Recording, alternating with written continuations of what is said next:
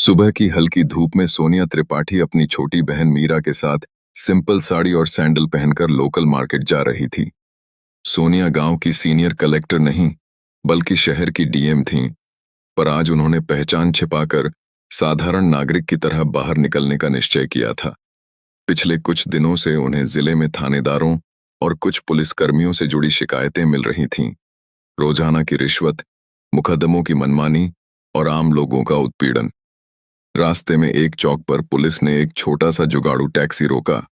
थानेदार विक्रम ने टैक्सी चालक से कागज मांगे और तुरंत ही शुरू कर दिया। आरोप प्रकरण, तेरे वाहन का रजिस्ट्रेशन अपडेट नहीं है, पोल्यूशन रिपोर्ट गायब है, चालान कटेगा, उसने कहा और फिर फुसफुसाकर जोड़ा, अगर चालान से बचना है तो 1500 दे दे। टैक्सी चालक दिन भर की कमाई के भरोसे हाथ जोड़कर बोला, साहब पैसे नहीं हैं, मैं अभी घर से निकला हूं, कल जो कमाया था वही घर खर्च हो गया। थानेदार मुस्कुराया और बोला, कल का कौन सा कल, आज दे तो ठीक है। सोनिया उसी टैक्सी के पास खड़ी रही। उसने जानबूझकर अपनी पहचान उजागर नहीं की थी। वह देख रही थी कि कैसे वर्दी को पद पर बैठा आदमी गरीबों को बेइज्जत कर रहा है। जब थानेदार ने टैक्सी चालक को धक्का दिया और गाली गलौज की बोलियां शुरू कर दीं, तब सोनिया का गुस्सा उबल आया। उसने शांति से पूछा, यह कैसा रवैया है? आप किस अधिकार से आम आदमी से जबरन पैसे मांग रहे हैं? विक्रम ने उसकी ओर घूरकर कहा, तू हमसे विवाद कर रही है? ध्यान रख, तुम्हें ऐसा बोलने का हक नहीं।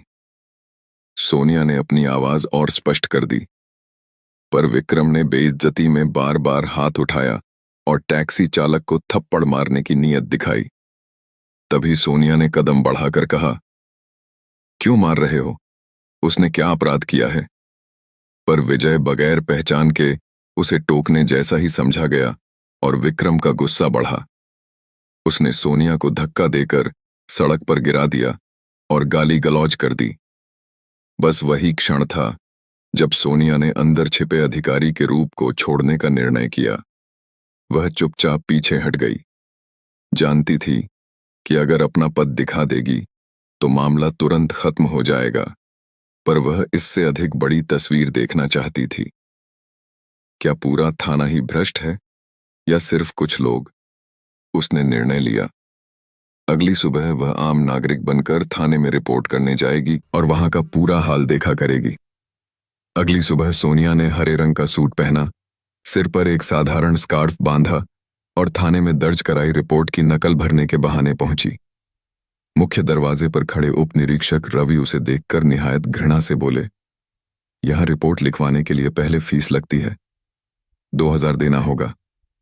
सोनिया ने स्थिर और नम्र स्वर में कहा, रिपोर्ट मुफ्त में दर्ज होनी चाहिए, आप रिश्वत क्यों मांग रहे हैं? रवि ने तंज कसा, कानून? हमें कौन सी छुट्टी दी गई? पैसे दो या वापस जाओ। सोनिया ने मन ही मन मुस्कुराया और सच की हकीकत जानने के लिए चुपचाप परिस्थितियों को देखा।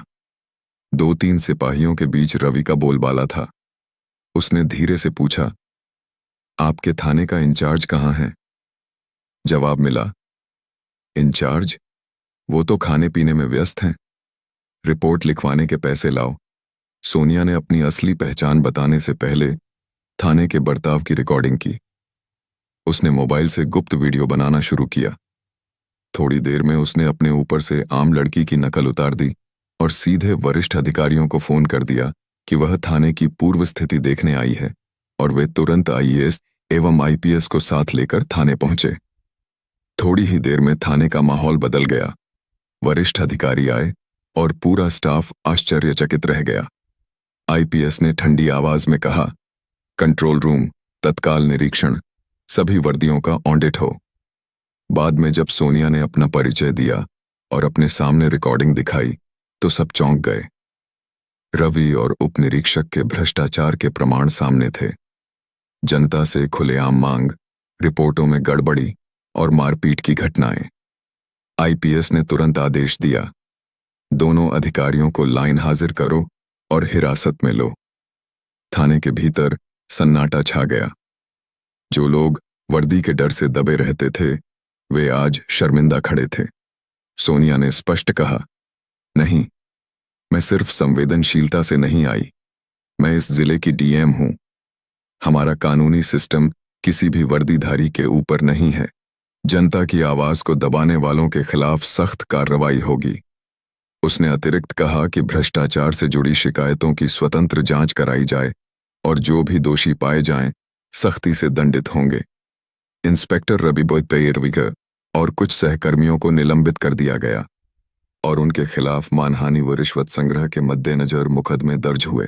सोनिया ने आदेश दिया कि थाने में एक आम नागरिक समन्वय पैनल बनाया जाए, जिसमें नागरिक प्रतिनिधि, महिला सशक्तिकरण अधिकारियों और मानवाधिकार संगठनों के लोग शामिल होंगे, ताकि भविष्य में कोई भी शिकायत खुले और निष्पक्ष तरीके से उठ सके। समाप्ति में टैक्सी चालक को मुआवजा दिलाया गया और थाने के कर्मचारियों के लिए नए प्रशिक्षण और आचार संहिता लागू की गई। सोनिया ने जिले में एक संदेश भेजा, वर्दी का अर्थ शक्ति नहीं, जिम्मेदारी है। लोगों ने खुले दिल से ताली बजाई। कई दिनों तक थाने के बाहर लोग आकर धन्यवाद कहते रहे। जिस दिन रवि और कुछ भ्रष्ट अधिकारियों को निष्पक्ष सुनवाई के बाद दंड हुआ, लोग समझ गए कि कानून में अब कोई छूट नहीं रहेगी, चाहे वह कितनी ही ऊंची वर्दी क्यों न पहनता हो।